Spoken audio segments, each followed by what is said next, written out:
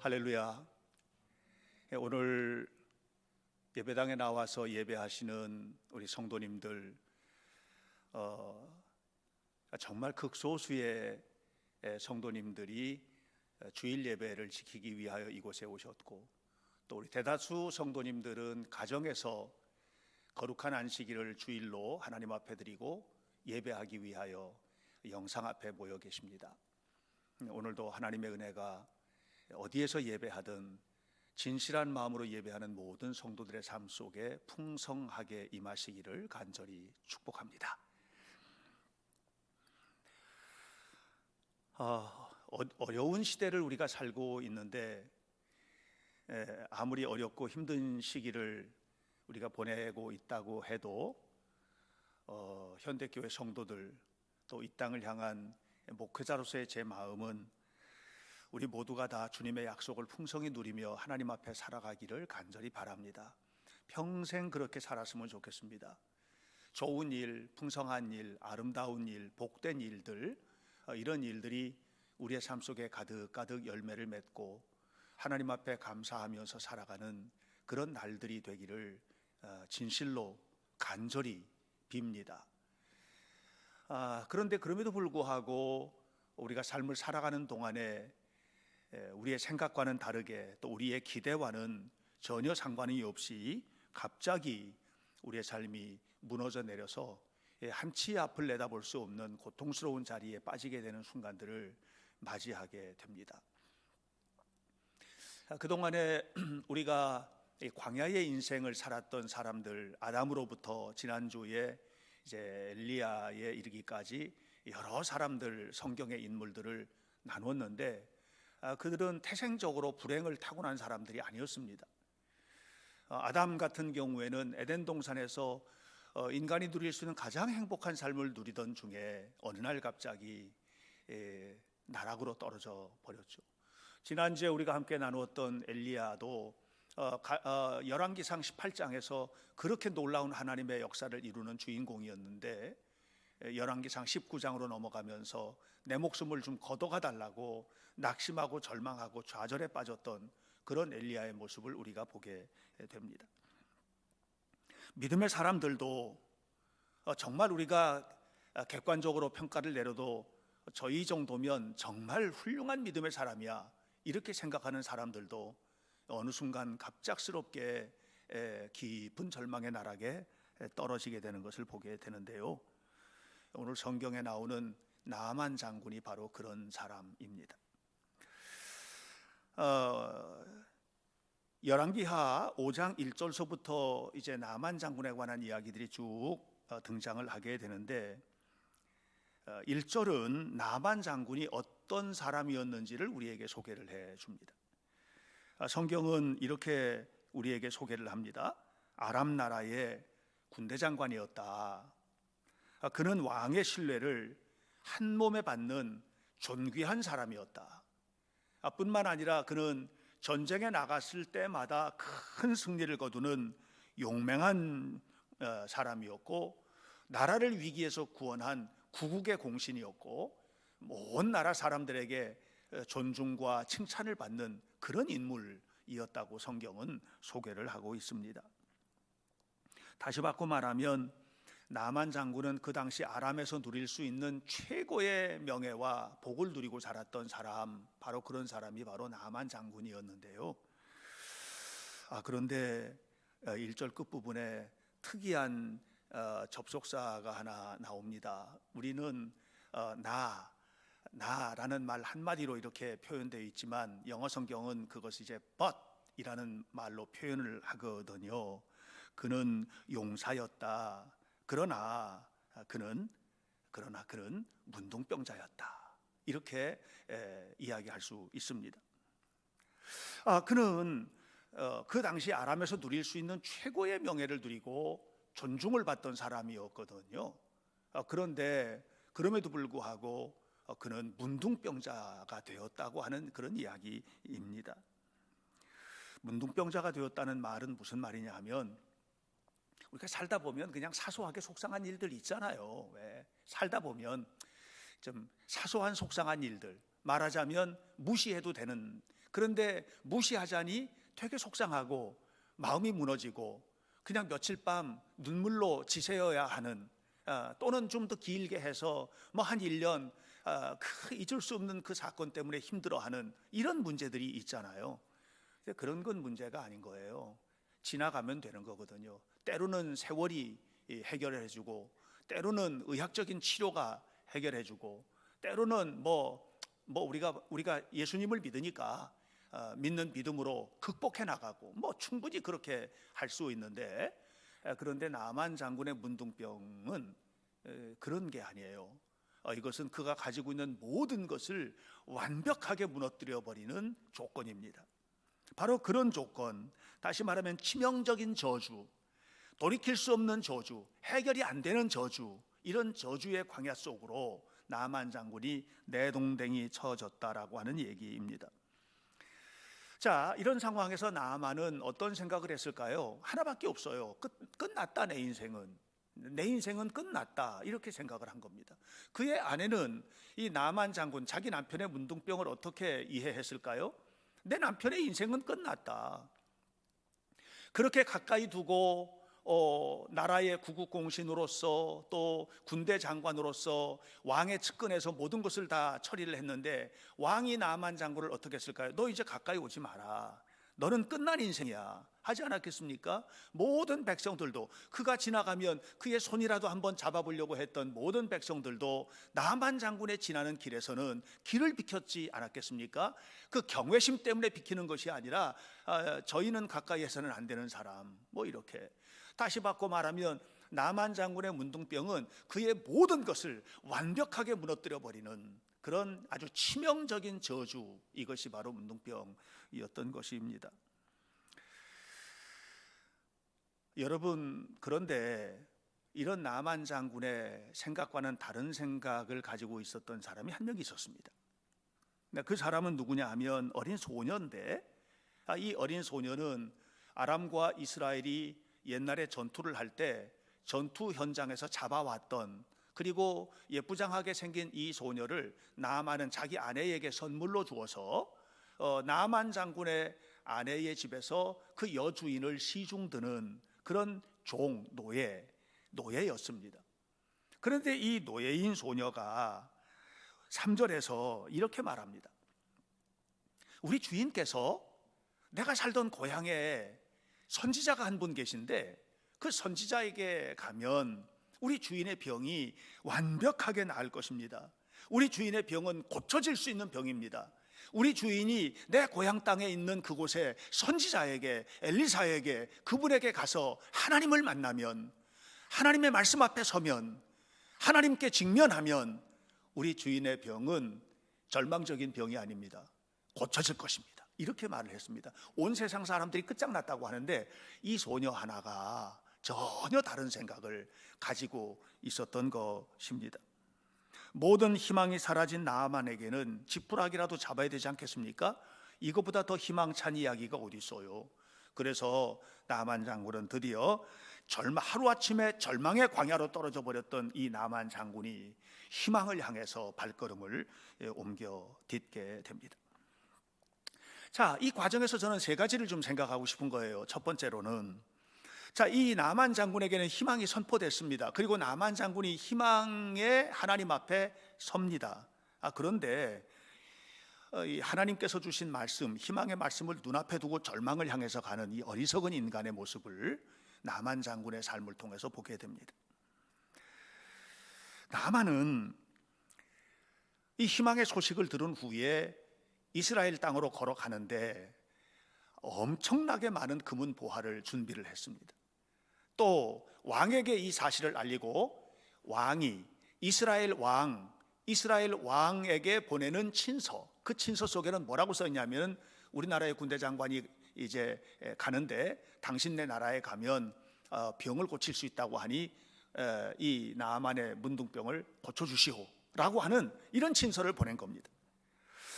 아람 왕의 친서를 그 당시에 이스라엘 왕이었던 여호람이 이 친서를 받아본 겁니다.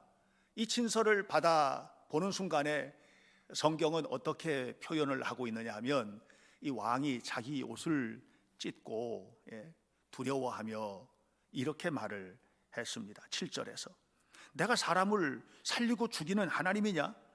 그가 어찌하여 사람을 내게로 보내서 그의 나병을 고치라 하느냐? 내가 하나님이냐? 내가 어떻게 이 병을 고치겠느냐? 이것이 누구의 생각이에요? 여호람 왕의 생각. 다시 말하면 하나님을 믿는 이스라엘의 왕의 생각인 것입니다. 저는 지금까지 여러분들과 함께 여러 사람의 생각들을 함께 좀 종합을 해봤습니다.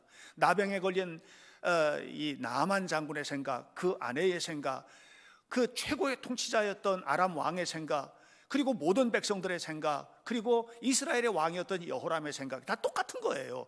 이 절망적인 문제 앞에서 똑같은 거예요. 여러분, 우리가 인생을 살다 보면 절망의 광야에 던져지는 순간이 오는데 바로 그 순간에 우리의 생각은 어떤지, 세상 사람이나 우리나 대하는 태도가 똑같고 생각하는 것이 똑같다면 이 하나님 안 믿는 것과 똑같은 것이죠. 이 이야기를 들은 엘리사의 생각은 달랐던 거예요. 엘리사가 왕이 옷을 찢었다는 얘기를 듣고 왜 찢었냐 그랬더니 여차저차 해서 옷을 찢었다 합니다. 그래, 그 사람 내게로 보내라. 뭘 옷을 찢느냐, 내게로 보내라. 그래서 여호람이 나아만 장군과 함께 왔던 모든 사람들을 이제 엘리사에게 보냅니다. 그런데 엘리사의 태도가 중요합니다. 엘리사의 태도가 이렇게 합니다. 게하시인데요, 그 종의 이름이 게하시를 나아만에게 보냅니다. 그리고 나서 말을 합니다. 10절에서 이렇게 말합니다. 가서 요단강에 몸을 7번 씻으면 당신의 몸이 회복되어 깨끗하게 될 것입니다. 이렇게 이야기를 했습니다. 이게 희망의 말씀이거든요. 이게 하나님의 말씀이거든요. 자, 지금 나아만 장군은 드디어 하나님의 말씀 앞에 선 것입니다. 희망의 말씀 앞에 선 것입니다. 그런데 나아만 장군의 태도는 희망을 붙든 것이 아니고 이 말씀 앞에서 전혀 다른 행동을 하고 있는 것을 보게 됩니다. 11절 이렇게 시작합니다. 나아만이 분노하여. 하나님은 지금 치료해 주겠다는 거예요. 엘리사는 지금 치유의 말씀을 선포했어요. 그런데 나아만 장군은 어떻게 해요? 분노하고 있다고 이야기를 하고 있습니다. 분노의 이유가 뭐냐? 분노의 이유가 바로 그 다음에 나오는데, 내 생각에는, 여러분, 우리가 무너지는 자리가 어디냐 하면 하나님의 말씀 때문에 무너지는 게 아니에요. 그 말씀을 받는 내 생각 때문에 무너지는 거예요. 여러분, 설교를 할 때 설교 때문에 무너지는 게 아니에요. 설교를 듣는 내 생각 때문에 무너지는 거예요. 여러분, 어떤 사건이 벌어지면 사건 때문에 무너지는 게 아니에요. 사건을 바라보는 내 생각 때문에 무너지는 거예요. 희망의 말씀이 선포되는 자리에서 나아만 장군은 절망을 향해서 가고 있어요. 그건 뭐냐 하면 이 생각 때문에, 나아만의 생각 때문에. 나아만은 몇 가지 생각을 가지고 있었어요. 첫 번째, 어떤 생각을 가지고 있었느냐? 엘리사가 종을 내보냈잖아요. 아람의 실권자였던 나아만은 종 따위가 내게 나오더니 이 생각에 그냥 확 무너져 버린 거예요. 종 따위를 내보내? 자기가 직접 나와가지고 지금까지 어디를 가든지 이런 대접을 받아본 적이 없는 거예요, 나아만은. 그러니까 이 대접받는 이 모습이 자기 자신을 부대접한다고 생각을 한 거예요. 이것이 첫 번째 문제였고, 또 11절에 보면 그가 이렇게 말을 하거든요. 자, 그가 직접 나와서 내게 직접 나와서 서서 하나님의 이름을 부르며 그의 손을 내 상처 부분에 흔들면서 주문을 외우고 주술을 하고 이렇게 해서 고쳐줄 줄 알았는데, 이렇게 얘기를 한 겁니다. 엘리야의 행동이 자기가 기대했던 거하고 전혀 다른 거예요. 엘리야는 그냥 게하시에게 가서 하나님 말씀 전해라, 하나님께서 치료해 주신단다, 요단강물에 가서 7번 씻으면 나을 거야, 전해준 거예요. 이게 엘리사의 사명이 끝이에요. 그런데 이 나아만 장군이 바라볼 때는 이 모든 과정이 자기의 생각, 자기의 모습, 자기의 기대, 이것과는 전혀 달랐기 때문에 심각하게 상처를 입은 것입니다. 나아만 장군은 자신의 생각과 다른 대접을 받았고, 나아만 장군은 자기의 생각과는 다른 방식의 치유를 지금 강요당하고 있는 것입니다. 그래서 12절에 나아만 장군이 이렇게 말을 했습니다. 아주 자존심 상한 마음으로 얘기한 겁니다. 우리나라에 가면 이 요단강 같은 이런 지저분한 강, 사실 요단강은 아주 깨끗하고 맑은 물이 아닌데 이런 정도의 강, 또 좁은 강이고 경치도 아름답지 않습니다, 요단강에. 그런데 이 정도 강이 아니라 우리나라에 가면 진짜 아름답고 맑고 투명하고 깨끗하고 아름다운 강들이 얼마나 많은데, 여기에서 몸을 씻으라고 내가 우리나라에 가서 몸을 씻지 여기 못 들어가 하면서 이제 돌아가고 있는 모습을 오늘 성경에서 보게 됩니다. 근데 저는 이런 모든 모습들이 우리의 태도와도 연결되어 있는 거예요. 여러분, 우리는 평생을 행복하게 살기를 원하고, 또 현대교회 목사로서의 저도 우리 교회 모든 성도들이 노인부터 어린아이에 이르기까지, 심지어는 모태중에 있는 생명까지도 하나님의 축복과 은혜 속에 살아가기를 원합니다. 그런데 이 세상의 구조는 하나님의 뜻을 이루어지는 자리가 아니에요. 악한 마귀는 우리의 믿음을 무너뜨리고 우리 삶을 무너뜨리고 우리의 모든 것을 무너뜨리기 위해서 발버둥을 치고 있습니다. 어떤 방법을 동원해서든지 무너뜨리려 할 것입니다. 그 순간에 몸이 무너져서 병들어 광야로 던져지기도 하고, 어느 순간엔가는 우리의 정신이 무너져서 광야와 같은 처지에 나뒹굴면서 고통받고 괴로워하기도 하고, 때로는 인간관계가 무너져서 우리의 삶이 쑥대밭이 되어버리는 이런 경우들도 생기고, 가정이, 삶이, 직장이, 경제가 할 일 없이 그냥 끝간데 없는 절벽에서 떨어지는 것과 같이 우리가 떨어질 때가 있잖아요. 그때 하나님의 말씀은 여러분에게 무엇입니까? 교회는 여러분에게 무엇입니까? 여러분, 우리가 믿음의 동역자들, 동료들은 여러분에게 무엇입니까? 말씀을 전하는 목사는 여러분에게 무엇입니까? 이 모든 것들을 생각해 보게 하는 거예요. 우리가 광야와 같은 인생에서 회복되어서 일어서기 위하여 우리가 생각해야 될 부분이 있다는 거예요. 그것은 하나님을 대하는, 하나님의 말씀을 대하는 나만의 태도, 그리고 그 태도 속에서 발견되는 우리의 태도를 보게 되는 것입니다. 5절의 말씀을 보면, 그가 엘리야를 찾아오는데 어떻게 오느냐 하면 그냥 빈털터리로 오는 게 아니에요. 간절한 마음을 가지고 오는 게 아니에요. 그가 오는 그 행렬에는 어마어마합니다. 왕의 친서를 가지고, 은과 금을 가지고, 많은 의복을 쌓아 쟁여 들고 군사들을 대동해서 이렇게 해서 이스라엘 땅으로 왔습니다. 다시 바꿔 말하면 지금 내가 간다, 기다려라 이거예요. 내가 간다. 내가 지금 간다. 나는 이 아람 나라의 군대 장관인데 내가 간다. 너 기다려라. 가서 내가 가면 너는 나를 치유해 줘라. 이렇게 얘기하는 거예요. 여러분, 하나님께서 기뻐하시는 것은 여러분의 드리는 헌금의 양이 아니에요. 하나님께서 기뻐하시는 것은 여러분의 어떤 봉사와 이런 것 굉장히 중요하죠. 우리 하나님 물질을 드리는 것도 중요하고 봉사의 삶을 사는 것도 중요하고 정말 중요한데, 하나님이 정말 원하는 게 뭔 줄 아십니까? 여러분, 복음서를 읽어보십시오. 또 구약 성경을 읽어보십시오. 그리고 사도 바울이나 기타 서신들, 서신서들을 읽어보십시오. 하나님이 정말 원하는 게 있어요. 그게 뭐냐면 간절한 마음. 하나님 없이는 못 산다는 간절한 마음. 이 간절한 마음이 우리에게 필요해요. 신앙생활은 이 간절함이 빠지면 종교생활이 되는 거예요. 하나님을 향한 간절한 마음, 이 마음이 저는 우리 현대교회 성도들에게 있기를 바라요. 예배를 드리는데 지금 이곳에 우리 장로님들과 기획위원들 이제 몇 분 나와서 예배를 드리고 있잖아요. 대부분은 전부 다 지금 집에서 예배를 드리고 있어요. 점점 시간이 지나고 지금 2월달 마지막 주부터 시작됐던 온라인 예배가 지금까지 계속되고 있지 않습니까? 그 여러분들 마음속에 사라지는 게 있잖아요. 처음에는 이렇게 하면서 이렇게도 예배를 드려야 하는가? 라는 안타까움, 이런 마음들이 있고 눈물을 흘리면서 예배도 드렸지만, 세월이 지나고 시간이 지나면서 점점 이런 생활이 익숙해지면서 이제는 교회 나오는 것이 더 불편해지고 그냥 이렇게 계속 했으면 좋겠다. 우리 마음속에 예배 자리에 대한 간절함. 처음에는 온라인 시간 기다리면서 11시만 되면 그냥 이렇게 온라인을 켜고 예배를 드렸는데, 온라인이 편하구나, 아무 때나 틀면 나오니까 하고 11시가 아니라 2시가 됐든 3시가 됐든 저녁 7시가 됐든 내가 편한 시간에 틀어서 예배를 드리는 그 속에는 사라져버린 게 있습니다. 뭐가 사라졌나요? 간절함이 사라져버린 거예요. 오늘 여러분, 우리가 하나님을 향해서 간절함을 가지고 있다. 이 광야와 같은 세상을 벗어나는 거, 이거 간절함이 사라져 버리면 하나님이 우리가 드리는 이 엘리야가 나만 장군이 가져오는 거 받았습니까? 하나도 안 받았습니다. 다 그냥 돌려보냅니다. 우리의 삶 속에 이 간절함이 가득하게 되시기를 주님의 이름으로 간절히 축복합니다. 나만 장군이 엘리야를 찾아와 가지고 이야기 나누는 과정에서 또 한 가지 우리가 깨닫게 되는 것은 뭐냐면, 나만 장군은 지금 자기 병 치료하러 온 거예요. 문둥병 치료하러 온 거예요. 나병을 치료하러 온 거예요.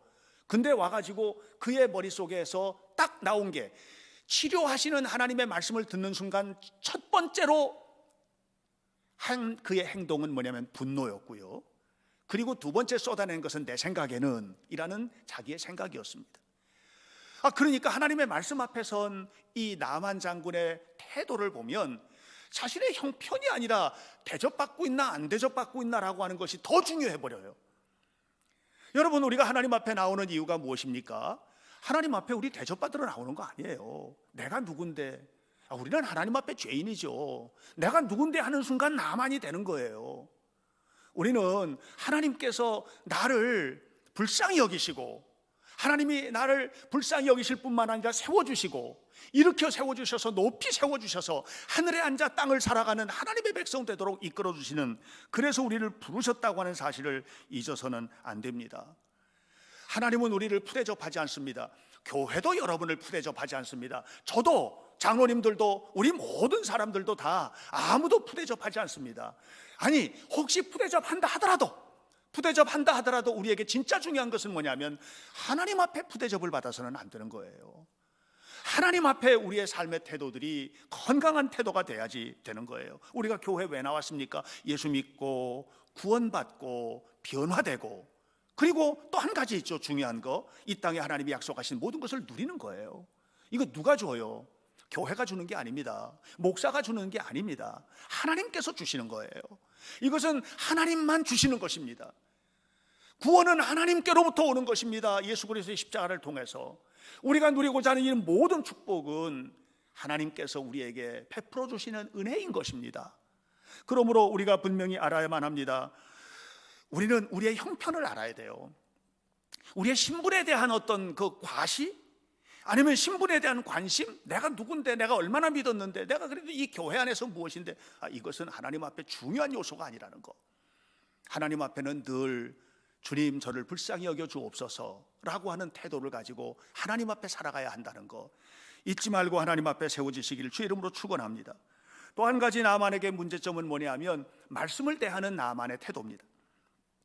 나만은 엘리사가 직접 나와서 말할 줄 알았거든요. 그런데 종이 나온 거예요. 이 종의 이름은 게하시입니다. 뒷부분에 이제 나오는데요. 그러니까 나만에게 있어서 정말 중요했던 것은 뭐냐면, 몰라서 그랬겠지. 나만은 몰라서 그랬을 거예요.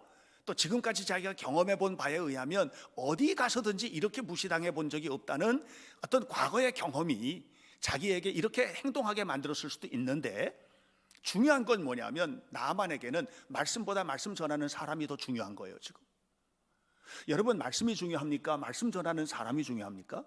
말씀이 중요한 거예요. 그런데 지금 이 엘리사가 나오지 않고 종을 내보냈다라고 하는 이 생각을 가졌던 나만 장군의 마음속에는 말씀이 중요한 게 아니에요. 지금 왜 선지자가 직접 나와서 말하지 않냐는 거예요. 이것이 지금 무시당하고 있다는 생각을 갖게 만드는 겁니다.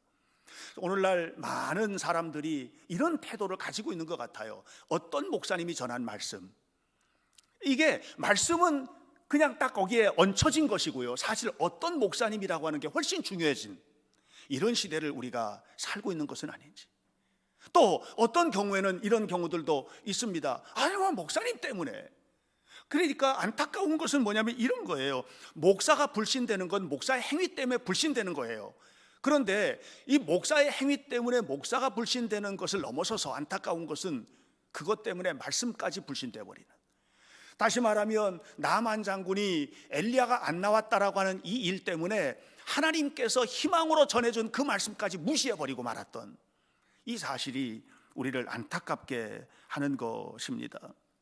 여러분, 중요한 것은 하나님의 말씀입니다. 하나님의 말씀이 우리를 살리는 것이고요, 하나님의 말씀이 우리를 세우는 것이고요, 하나님의 말씀이 우리를 치유하는 것입니다. 그러므로 우리는 절대적으로 하나님의 말씀을 신뢰하는 이런 거룩한 성도의 삶을 살아가시기를 예수님 이름으로 간절히 축복합니다. 또 한 가지 여기에서 중요한 것입니다. 10절을 보니까 엘리사가 하나님의 말씀을 전하잖아요. 이렇게 요단강에 가서 몸을 7번 씻어라 이렇게 했습니다. 그런데 나만 장군에게는 이게 마음에 안 드는 거예요. 방식이 마음에 안 드는 거예요. 지금 나만은 어떻게 하길 원했느냐 하면 엘리사가 나와서 서서 자기 상처에 손을 흔들고 주문을 외우면서 어떤 자기가 봤던 아람 나라의 사제들, 아람 나라의 이교도들의 사제들이 했던 그런 행동처럼 해주기를 바랬던 거거든요. 그런데 콧배기도 안 보이고 가서 요단강에 가서 7번 씻으라니, 이 방법이 전혀 마음에 들지 않았어요. 그래서 12절에서 얘기한 거예요. 아람에 가면 더 좋은 강 많어. 너 필요 없어. 내 죽으면 죽었지 자존심 못 꺾어 하고 그냥 돌아가는 거거든요. 여러분, 여기서 지금 하나님께서 정말 원하시는 것이 무엇일까요? 말씀에 대한 순종 아니겠습니까? 여러분, 믿음은요 뭘로 표현이 되는 줄 아세요? 오래 믿은 것 가지고 표현되는 게 아니에요. 직분 가지고 표현되는 게 아니에요. 믿음은요, 하나님 보실 때 믿음은 순종으로 표현되는 겁니다. 여러분, 믿음은요, 순종의 행동이 없는 믿음은 그건 가짜 믿음입니다. 순종의 제사를 하나님 앞에 드려야 됩니다. 거룩한 순종의 제사를 하나님 앞에 드려야 됩니다. 하나님께서 하라 하시는 것을 하고 하나님께서 하지 말라고 하는 것을 안 하도록, 우리가 육신이 연약하기 때문에 다 감당할 수 없지만 그럼에도 불구하고 간절한 마음으로 하나님의 도움을 구하면서, 하나님 저희 연약함을 도와주십시오, 하나님 말씀대로 살아야 되는데 그대로 살지를 못하고 있습니다, 용서해 주십시오, 할 수 있는 능력을 주옵소서 하고 이렇게 순종을 향하여 나가야 되지 않겠습니까? 근데 우리가 순종하지 못하는 이유가 있는데, 그 이유는 뭐냐면 사람마다 자기 생각이 있어서 그래요. 나만 장군이 순종하지 못한 것은 자기 생각 때문이거든요. 요단강과 아람 나라의 강들을 비교해 볼 때 자기 생각에는 거기가 훨씬 더 잘 치료될 것 같은 거예요. 요단강 같은 이런 강에는 이건 능력이 있는 강이 아닌 거예요, 이게. 그러니까 우리가 하나님의 말씀에 순종하지 못하는 이유는 뭐냐면 여러분이 가지고 있는 생각, 내가 가지고 있는 생각, 이것이 우리를 무너뜨리고 있다고 하는 사실을 유의하셔야만 합니다. 그래서 어느 책에 보니까 이런 말이 나오더라고요. 부흥하는 교회가 가지고 있는 현저한 특징은 하나다. 그것은 뭐냐? 철저하게 자기 방법이 깨어진 사람들의 모임. 철저하게 자기 생각, 자기 방법이 깨어진 사람들이 있는 교회, 이 교회는 부흥할 수밖에 없다. 왜? 하나님만 드러나니까. 하나님이 드러나는데 부흥하지 않을 수 있습니까? 여러분, 그래서 우리가 정말로 교회 안에서 이 나만과 같은 실수를 하지 않게 되시기를 바라요. 집에 가는 것이 어려운 사람이 있어요? 집에 가는 사람이 힘든 사람이 있습니까? 집에 가는 것 때문에 갈등을 겪은 사람이 있습니까? 아니에요. 집에 가려고 하는데 폭풍우가 막 쳐. 그러면 오늘 집에 가지 말아야 되겠다, 이런 사람 없잖아요. 폭풍우를 뚫고 집에 가잖아요. 아무리 늦어도 집에 가잖아요. 아무리 늦어도 가는 거거든요. 집에 가는 방법은 너무 간단해. 왜? 거기가 집이니까 가는 거예요. 거기를 가면 나를 사랑하는 내 아내와 내 남편과 아이들이 있고 내가 안식할 처소예요. 여러분, 교회가 그런 곳입니까? 하나님 나라가 그런 곳입니까? 그래야 된다고 생각합니다. 예배하는 것이 이건 선택의 여지가 없는 것입니다. 그러니까 예배는 그 시간 되면 하나님 앞에 예배를 해야 되는 것이죠. 이것이 선택의 대상이 돼서는 안 된다. 여러분, 오늘 우리가 함께 모여서 기도하는 생활이나 이런 것들이 많이 무너졌잖아요, 지금. 그럼에도 불구하고 기도를 갈급하는 사람은 집에서라도 무릎 꿇고 기도하게 되지 않겠습니까? 이게 기도를 향해서 나아가는 것이고 봉사와 헌신의 길로 가는 것이거든요. 아무리 힘들어도 해야 할 일은 해야 한다. 방법의 문제가 아니고 우리가 가야 할 자리가 그 자리니까 그를 향해서 나아가야 된다.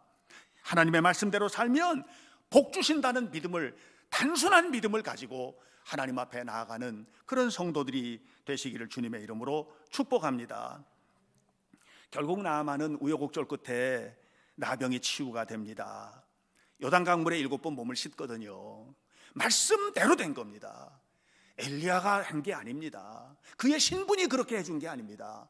하나님께서 하셨고 하나님의 말씀대로 순종했을 때 이루어진 축복이에요. 저는 우리 현대교회 성도들이 하나님의 말씀대로 하나님의 말씀대로 순종함으로, 그것을 행동으로 표현함으로 복을 받아 누리는 은혜스러운 성도들이 되시기를 축복합니다. 하나님이 허락하시는 복된 미래가 그냥 오는 게 아니잖아요. 애굽에서 해방된 이스라엘 백성들 40년 동안 광야에서 방황했습니다. 가나안 땅에 도착했을 때 얼마나 치열한 전쟁들을 치루어야만 했습니까? 그리고 난 다음에 가나안 땅을 얻은 겁니다.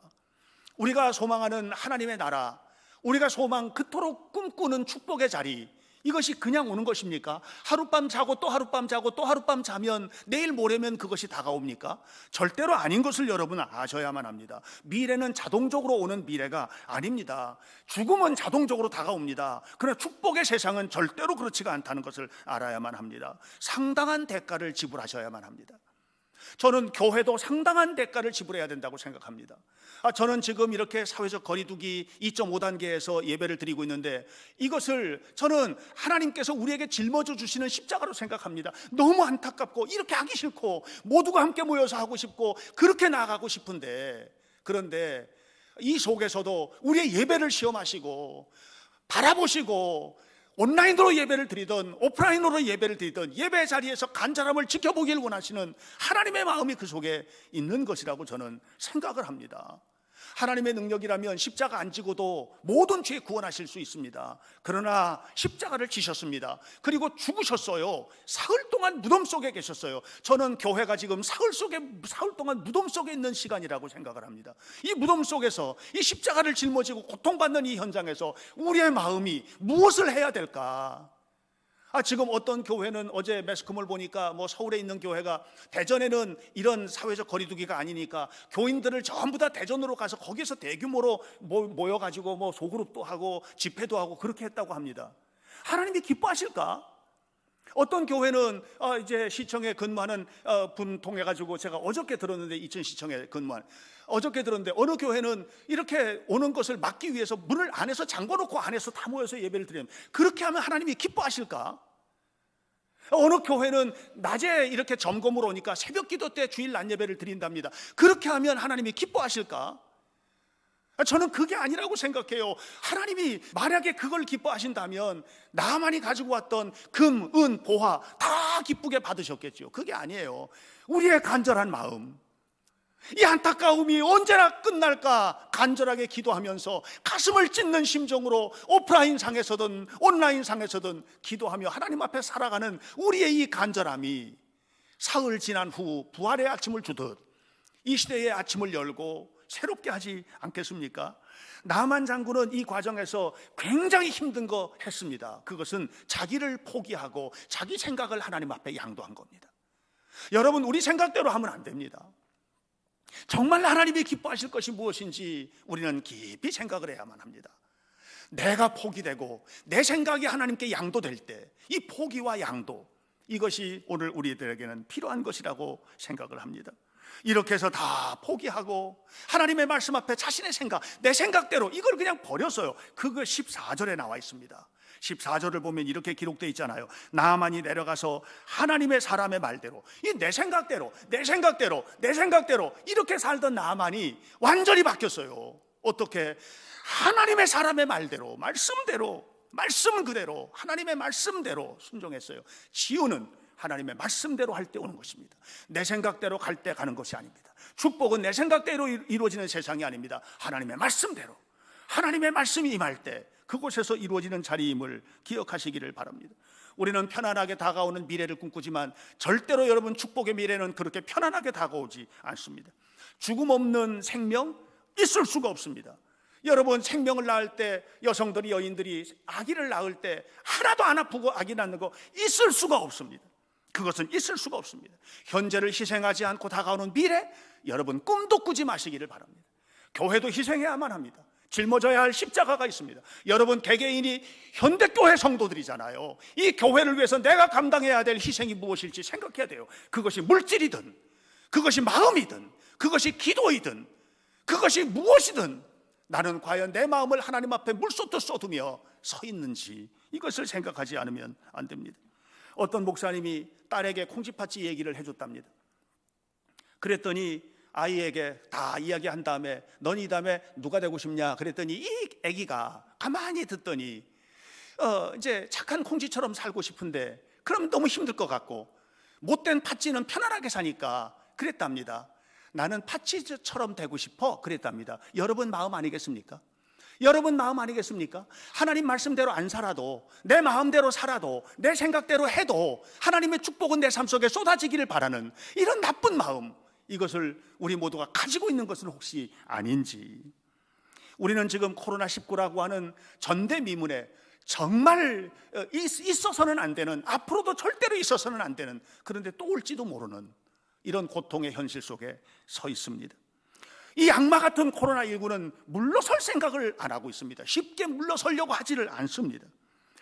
그러나 저는 요즘에 기도하는 게 있습니다. 하나님, 우리 현대교회 성도들, 간절한 마음을 가지고 하나님 앞에 예배하며 서 있는 성도들, 옛날 출애굽 당시에 고센 땅을 구별하셔서 애굽 사람들의 땅과 고센 땅을 구별하셨듯 우리 성도들의 땅을 구별해 주옵소서, 구별해 주옵소서, 이렇게 기도하고 있습니다. 이 어려움 속에서도 구별된 삶을 살아가도록 축복해 달라고 간절한 마음으로, 정말로 간절하게 하나님 앞에 기도를 하고 있습니다.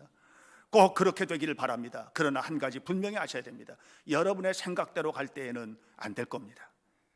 여러분 십자가를 짊어지는 순종의 제사를 진실로 드리기 전까지는 그것은 성경에나 나오는 얘기가 될 겁니다. 그러나 진실한 마음으로 하나님 앞에 서서 헌신하는 현대교회 성도들, 이 시대의 그리스도인이라면, 하나님께서 그것을 기쁘게 여기신다면, 내 생각대로 살던 그가 하나님의 말씀대로 나만이 뒤집어지고 포기와 양도 속으로 갔듯이 이렇게 우리가 살아간다면, 그렇다면 분명히 여러분의 서 있는 자리는 고센 땅이 될 것입니다.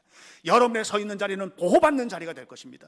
여러분의 미래는, 이렇게 처참하게 희생하며 기도하는 여러분의 미래는 축복의 미래, 약속하신 그 미래가 다가오게 될 것입니다. 저는 그렇게 하시는 하나님을 믿습니다. 여러분도 그 믿음을 가지고 하나님 앞에 살아가시기를 예수님의 이름으로 간절히 축원합니다. 기도하겠습니다. 하나님을 믿는 믿음으로 살게 하옵소서. 은혜의 자리에 서게 하옵소서. 거룩하신 하나님의 땅 고센, 하나님의 백성들이 머물러 있는 그 자리가 우리 현대교회 성도들의 자리가 되게 하여 주옵소서.